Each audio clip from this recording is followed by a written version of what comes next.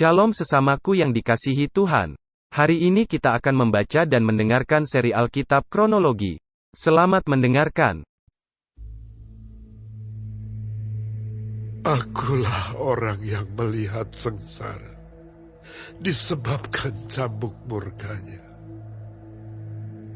Ia menghalau dan membawa aku ke dalam kegelapan yang tidak ada terangnya. Sesungguhnya, aku dipukulnya berulang-ulang dengan tangannya sepanjang hari. Ia menyusutkan dagingku dan kulitku. Tulang-tulangku dipatahkannya. Ia mendirikan tembok sekelilingku, mengelilingi aku dengan kesedihan dan kesusahan. Ia menempatkan aku di dalam gelap seperti orang yang sudah lama mati. Ia menutup segala jalan keluar bagiku. Ia mengikat aku dengan rantai yang berat. Walaupun aku memanggil-manggil dan berteriak minta tolong, tak didengarkannya doaku. Ia merintangi jalan-jalanku dengan batu pahat dan menjadikannya tidak terlalui. Laksana beruang, ia menghadang aku. Laksana singa dalam tempat persembunyian. Ia membelokkan jalan-jalanku, merobek-robek aku, dan membuat aku tertegun. Ia membidikan panahnya, menjadikan aku sasaran anak panah. Ia menyusupkan ke dalam hatiku segala anak panah dari tabungnya. Aku menjadi tertawaan bagi segenap bangsaku, menjadi lagu ejekan mereka sepanjang hari. Ia mengenyangkan aku dengan kepahitan, memberi aku minum ipuh. Ia meremukkan gigi-gigiku dengan memberi aku makan kerikil. Ia menekan aku ke dalam debu. Engkau menceraikan nyawaku dari kesejahteraan. Aku lupa akan kebahagiaan. Sangkaku, hilang lenyaplah kemasyuranku dan harapanku kepada Tuhan. Ingatlah akan sengsaraku dan pengembaraanku, akan ipuh dan racun itu. Jiwaku selalu teringat akan hal itu dan tertekan dalam diriku. Tetapi hal-hal inilah yang kuperhatikan. Oleh sebab itu aku akan berharap. Tak berkesudahan kasih setia Tuhan, tak habis-habisnya rahmat-Nya. Selalu baru tiap pagi, besar kesetiaan-Mu. Tuhan adalah bagianku, kata jiwaku. Oleh sebab itu, aku berharap kepada-Nya. Tuhan adalah baik bagi orang yang berharap kepada-Nya, bagi jiwa yang mencari Dia. Adalah baik menanti dengan diam pertolongan Tuhan. Adalah baik bagi seorang pria memikul kuk pada masa mudanya. Biarlah ia duduk sendirian dan berdiam diri kalau Tuhan membebankannya. Biarlah ia merebahkan diri dengan mukanya dalam debu. Mungkin ada harapan. Biarlah ia memberikan pipi kepada yang menamparnya. Biarlah ia kenyang dengan cercaan. Karena tidak untuk selama-lamanya Tuhan mengucilkan. Karena walau ia mendatangkan susah, ia juga menyayangi menurut kebesaran kasih setianya. Karena tidak dengan rela hati, ia menindas dan merisaukan anak-anak manusia. Kalau dipijak-pijak dengan kaki tawanan-tawanan di dunia, kalau hak orang dibelokkan di hadapan yang maha tinggi, atau orang diperlakukan tidak adil dalam perkaranya, masakan Tuhan tidak melihatnya? Siapa berfirman, maka semuanya jadi. Bukankah Tuhan yang memerintahkannya? Bukankah dari mulut yang maha tinggi keluar apa yang buruk dan apa yang baik? Mengapa orang hidup mengeluh? Biarlah setiap orang mengeluh tentang dosanya. Marilah kita menyelidiki dan memeriksa hidup kita dan berpaling kepada Tuhan. Marilah kita mengangkat hati dan tangan kita kepada Allah di sorga. Kami telah mendurhaka dan memberontak. Engkau tidak mengampuni. Engkau menyelubungi dirimu dengan murka, mengejar kami dan membunuh kami tanpa belas kasihan. Engkau menyelubungi dirimu dengan awan, sehingga doa tak dapat menembus. Kami kau jadikan kotor dan keji di antara bangsa-bangsa. Terhadap kami, semua seteru kami mengangakkan mulutnya. Kejut dan jerat menimpa kami, kemusnahan dan kehancuran.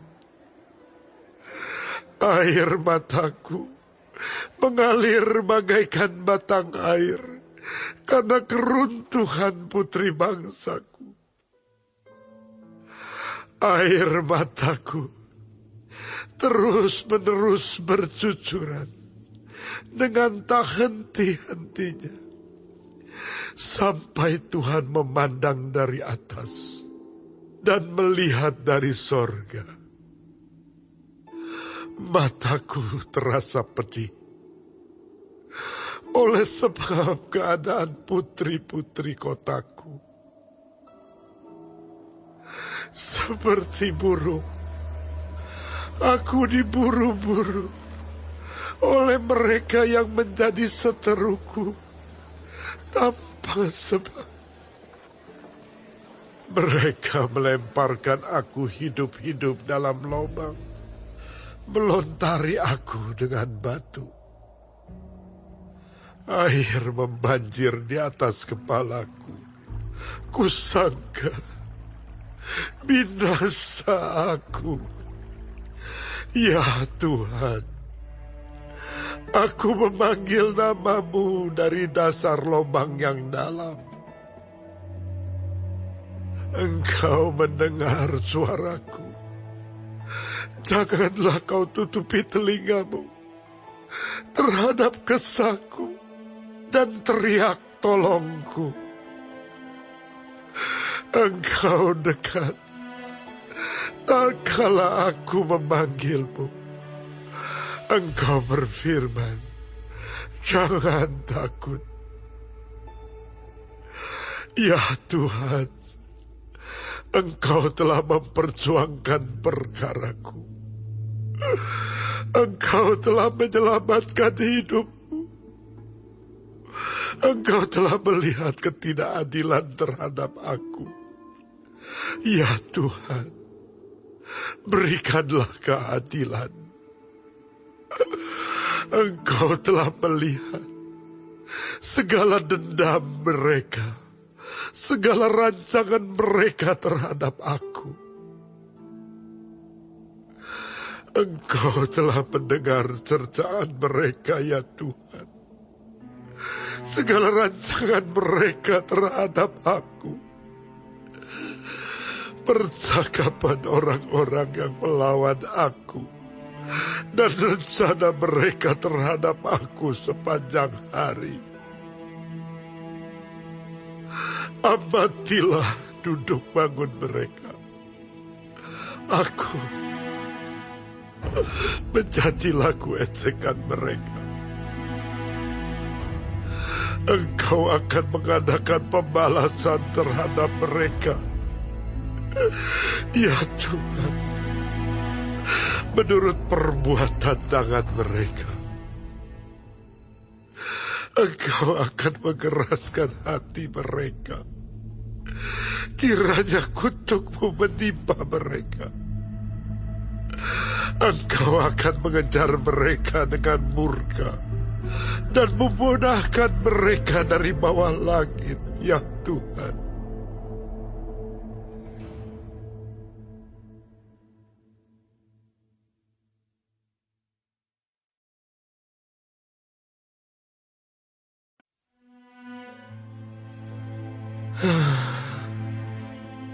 Sungguh pudar emas itu. Emas murni itu berubah. Batu-batu suci itu terbuang di pojok tiap jalan. Anak-anak Sion yang berharga, yang setimbang dengan emas tua. Sungguh mereka dianggap belanga-belanga tanah, buatan tangan tukang periuk. Serigala pun memberikan teteknya dan menyusui anak-anaknya. Tetapi putri bangsaku telah menjadi kejam, seperti burung unta di padang pasir. Lidah bayi melekat pada langit-langit karena haus. Kanak-kanak meminta roti, tetapi tak seorang pun yang memberi.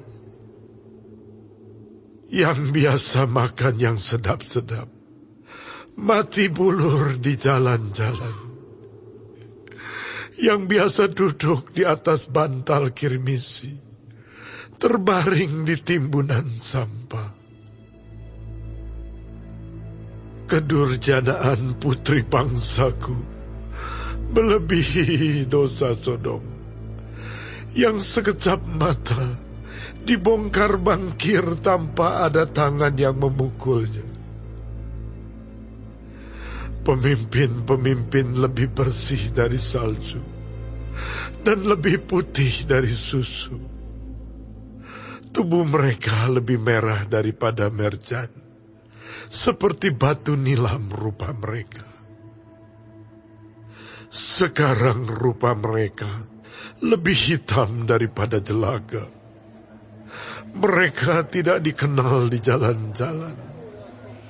Kulit mereka berkerut pada tulang-tulangnya, mengering seperti kayu. Lebih bahagia mereka yang gugur karena pedang daripada mereka yang tewas karena lapar, yang merana dan mati sebab tak ada hasil ladang. Dengan tangan sendiri, wanita yang lemah lembut memasak anak-anak mereka. untuk makanan mereka, tatkala runtuh putri bangsaku. Tuhan melepaskan segenap amarahnya, mencurahkan murkanya yang menyala-nyala, dan menyalakan api di Sion yang memakan dasar-dasarnya. Tidak percaya raja-raja di bumi, pun seluruh penduduk dunia, bahwa lawan dan seteru dapat masuk ke dalam gapura-gapura Yerusalem. Hal itu terjadi oleh sebab dosa nabi-nabinya dan kedurjanaan imam-imamnya yang di tengah-tengahnya mencurahkan darah orang yang tidak bersalah. Mereka terhuyung-huyung seperti orang buta di jalan-jalan, cemar oleh darah, sehingga orang tak dapat menyentuh pakaian mereka. Singkir, najis, kata orang kepada mereka. Singkir, singkir, jangan sentuh. Lalu mereka lari dan mengembar. Maka berkatalah bangsa-bangsa, mereka tak boleh tinggal lebih lama di sini. Tuhan sendiri mencerai-beraikan mereka. Tak mau lagi ia memandang mereka. Para imam tidak mereka hormati, dan orang-orang tua tidak mereka kasihani. Selalu mata kami merindukan pertolongan, tetapi sia-sia. Dari menara penjagaan, kami menanti-nantikan suatu bangsa yang tak dapat menolong. Mereka mengintai langkah-langkah kami, sehingga kami tak dapat berjalan di lapangan-lapangan kami. Akhir hidup kami mendekat, hari-hari kami sudah genap. Ya, akhir hidup kami sudah tiba. Pengejar-pengejar kami lebih cepat daripada burung Raja Wali di angkasa. Mereka memburu kami di atas gunung-gunung, menghadang kami di padang gurun. Orang yang diurapi Tuhan, nafas hidup kami, tertangkap dalam pelubang mereka. Dia yang kami sangka, dalam naungannya kami akan hidup di antara bangsa-bangsa. Bergembira dan bersukacitalah, hai putri Edom, engkau yang mendiami tanah Uz. Juga kepadamu piala akan sampai. Engkau akan jadi mabuk, lalu menelanjangi dirimu. Telah hapus kesalahanmu, putri Sion. Tak akan lagi Tuhan membawa engkau ke dalam pembuangan. Tetapi kesalahanmu, putri Edom, akan dibalasnya, dan dosa-dosamu akan disingkapkannya.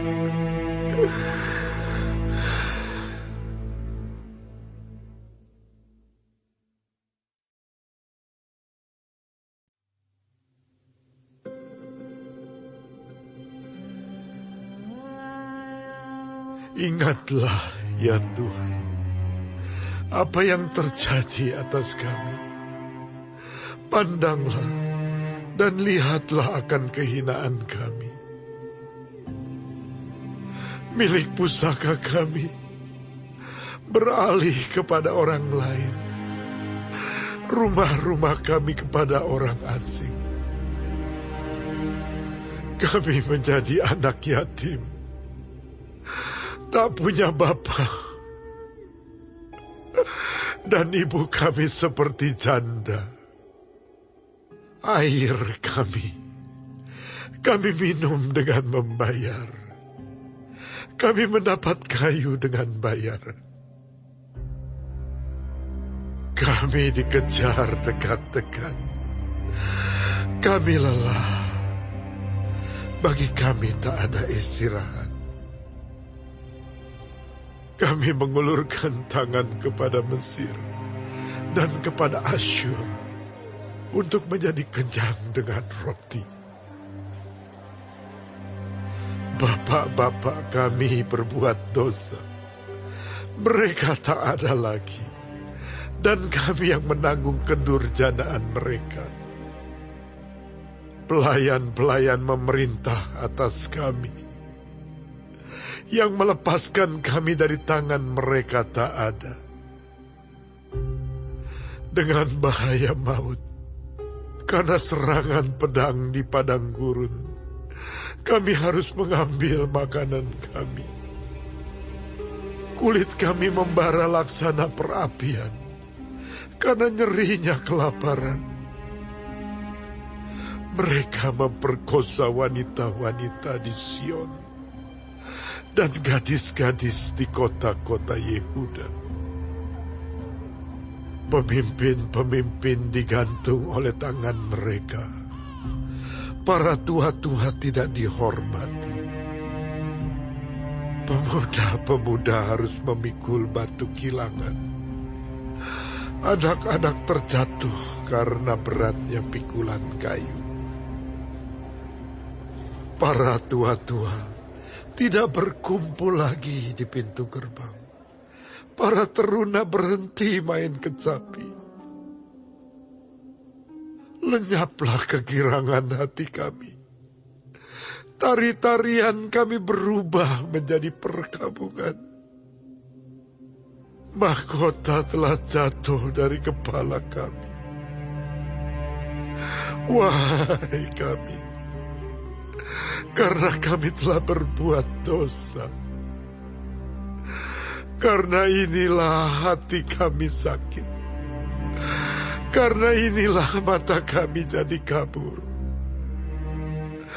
Karena bukit Sion yang tandus, di mana anjing-anjing hutan berkeliaran. Engkau ya Tuhan, bertakhta selama-lamanya. Takhtamu tetap dari masa ke masa. Mengapa engkau melupakan kami selama-lamanya? Meninggalkan kami demikian lama. Bawalah kami kembali kepadamu ya Tuhan. Maka kami akan kembali. Baharuilah hari-hari kami seperti dahulu kala. Atau apa engkau sudah membuang kami sama sekali? Sangat murkakah engkau terhadap kami?